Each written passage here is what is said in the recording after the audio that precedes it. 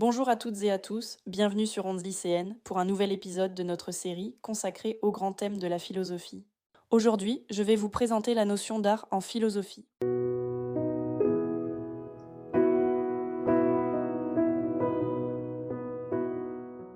Tout d'abord, l'art peut être défini comme une activité humaine qui consiste à créer des œuvres afin de produire une émotion, transmettre des idées ou susciter une expérience esthétique, c'est-à-dire une expérience liée au beau.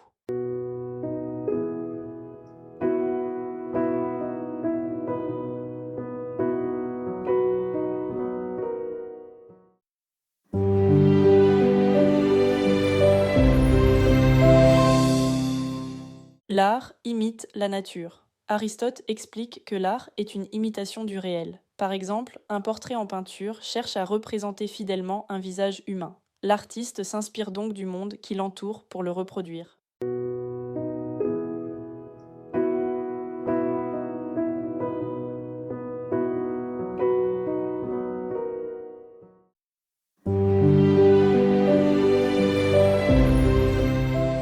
Cependant, l'art ne se limite pas à imiter. L'art sert à exprimer et à partager des émotions. L'écrivain Léon Tolstoï montre que l'art permet de créer un lien entre les hommes, en transmettant des sentiments. Par exemple, une musique peut nous rendre joyeux, tristes ou nostalgiques. L'art devient alors un moyen de communication universel.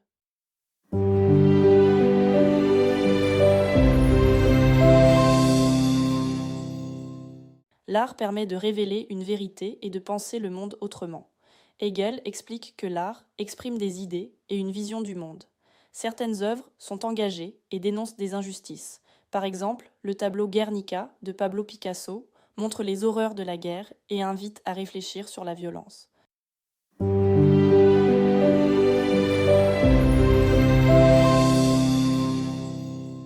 L'art n'a pas d'utilité pratique, mais il a une valeur en lui-même. Emmanuel Kant explique que le beau est apprécié sans intérêt matériel. Admirer une œuvre ne sert pas à survivre, mais procure un plaisir désintéressé. Il écrit : le beau est ce qui plaît universellement, sans concept.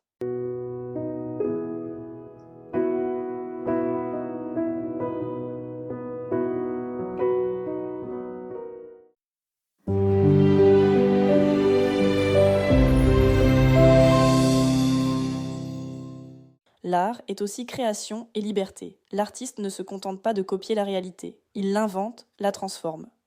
Friedrich Nietzsche affirme que l'art est le grand stimulant de la vie. De son côté, Kant parle du génie artistique, capable de créer des œuvres originales, sans suivre de règles fixes. On le voit notamment dans l'art moderne, qui propose des formes nouvelles.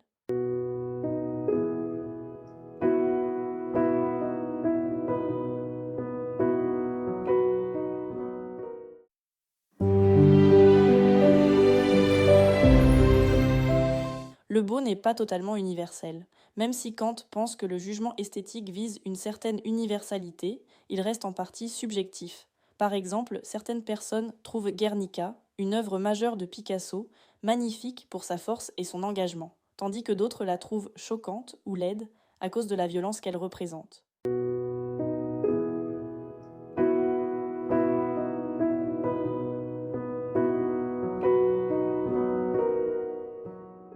Pour conclure, l'art est une activité complexe. Il peut imiter le réel, exprimer des émotions, transmettre des idées ou encore créer du beau sans utilité pratique. À la fois universel et subjectif, il joue un rôle essentiel dans notre manière de ressentir et de comprendre le monde.